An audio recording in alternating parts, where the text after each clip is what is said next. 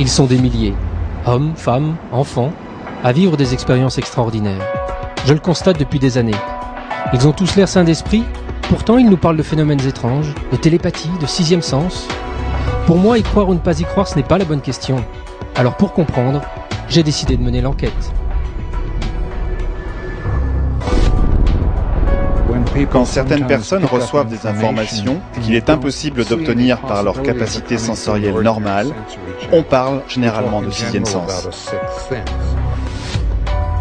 Pendant la guerre du Vietnam, certaines personnes semblaient comme protégées. Et les autres soldats choisissaient de les suivre. Ce sont ces personnes, apparemment pourvues d'un sixième sens, que nous recherchions. On parle ici d'un niveau de conscience qui ne dépend pas du corps physique.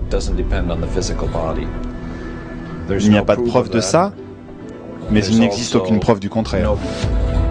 Comme on a toutes ces expériences racontées par des gens qui sont cliniquement morts, physiquement morts, et qui nous racontent des choses étonnantes et qui sont consistantes, scientifiquement, je dirais, le poids est peut-être plutôt du côté de la probabilité qu'il y ait quelque chose que de l'autre.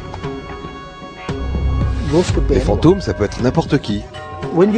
Quand vous mourrez, si vous n'êtes pas guidé, vous êtes désorienté. Vous ne savez pas où aller. Je vois, mais alors l'espace fulgurant d'un moment, une femme morte habillée sur mon lit. En ouvrant les yeux, elle a vu cette ombre blanche et elle a reconnu ma grand-mère.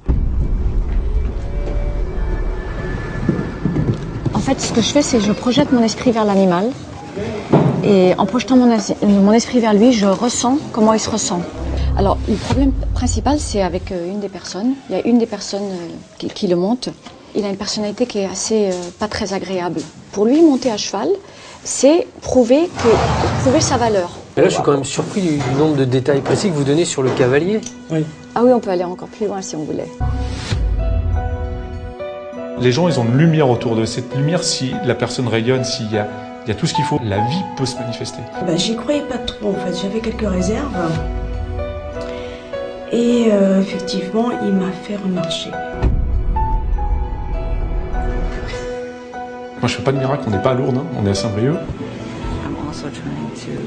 J'essaie aussi de communiquer de l'énergie pendant l'opération pour que tout se passe bien.